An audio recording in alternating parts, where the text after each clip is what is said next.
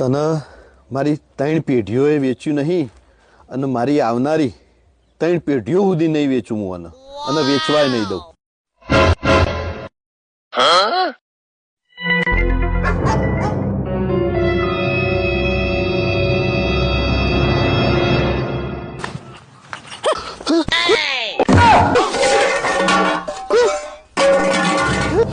કોણ લઈ ગયું મારું? એ ભગવાન, બરબાદ થઈ ગયો હું, બરબાદ થઈ ગયો. શું થયું યાર? અરે યાર, હું અહીંયા મારી સોનાની લગડી હતી ને એ કોક ચોરી ગયું. મારી આખી જિંદગી હું એને નતો વેચવાનો, મારા છોકરાને હું નતો વેચવા દેવાનો ને આજે મારી જતી રહી લગડી. આ સોનું છેલ્લી 3 પેઢીમાં કોઈએ વાપર્યું હતું? ના. આગળની 3 પેઢીમાં કોઈ વાપરવાનું યાર? ના.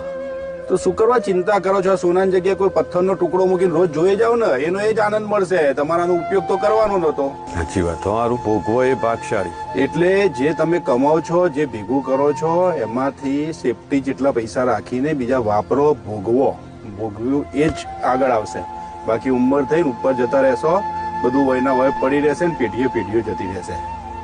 જે કમાઓ છો ને એને ભોગવો.